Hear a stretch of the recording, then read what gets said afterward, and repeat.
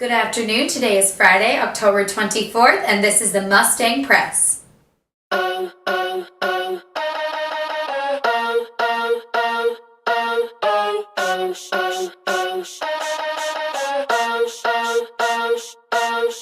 something I want, but money inside.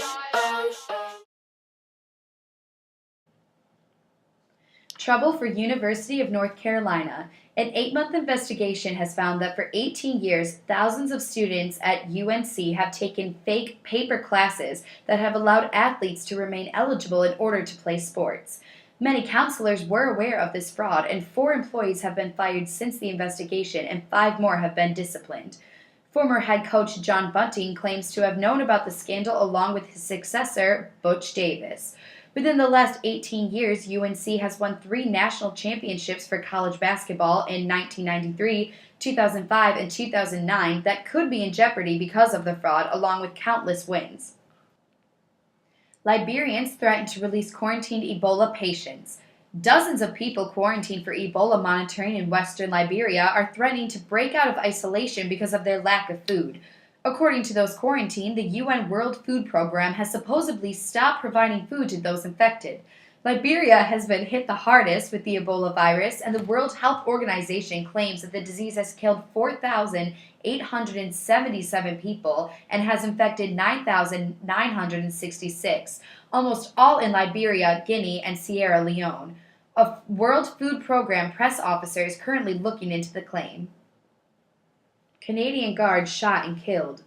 Nathan Cirillo was gunned down on Wednesday while holding an empty rifle and standing sentry at the tomb of the unknown soldier at the National War Monument on Parliament Hill.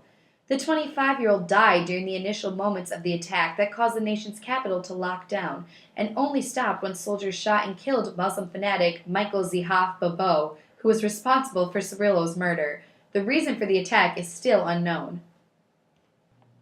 Sports news.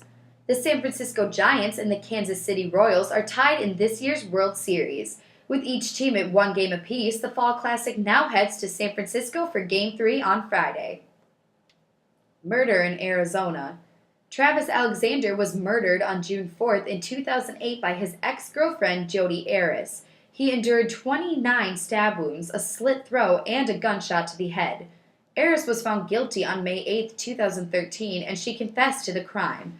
For many months before the murder, Arias was stalking Alexander, hacking his Facebook profile and slashing his tires. Prosecutor Juan Martinez is seeking the death penalty for Arias, while Arias' representatives argue that Alexander's death was a justifiable homicide committed in self-defense.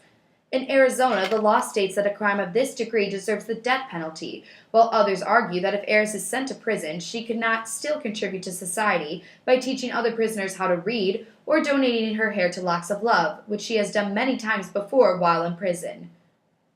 And here's what we want to ask you. Do you think Jodi Arias deserves the death penalty? Why or why not? Talk with your advisor about your different views on the topic. Thanks for watching this week's Mustang Press. Make sure you come out and support breast cancer awareness by wearing pink to the football game tonight. Have a great weekend. We'll see you next week.